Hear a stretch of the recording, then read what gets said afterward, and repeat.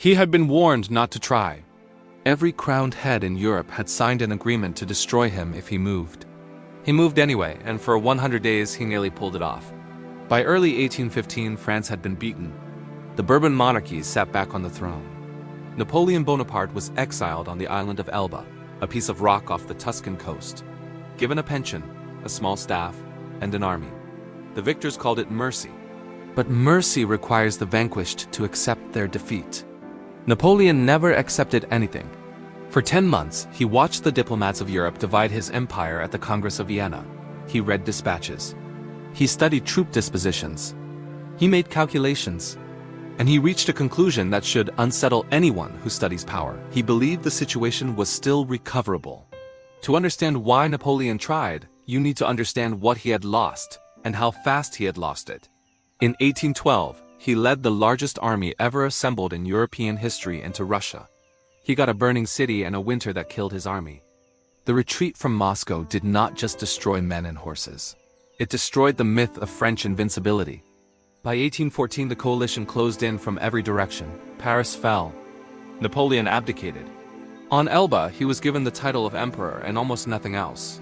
He reorganized the island's economy and watched the Italian coast. Historians still argue over whether he always intended to return or whether France called him back. The answer matters. He landed with 1,050 soldiers, no artillery, no supply train, no cavalry to speak of. The first test came near Grenoble.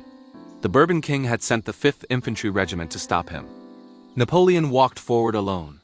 He stopped within musket range, opened his coat, and said, "Soldiers of the 5th, if any of you wants to shoot."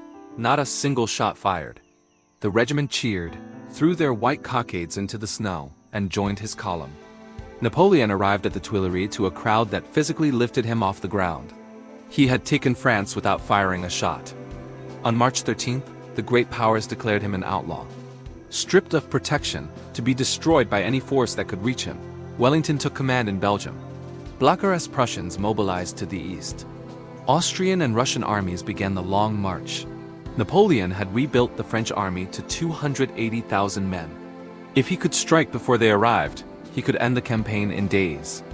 At Ligny on June 16th, Napoleon defeated Blücher's Prussians directly.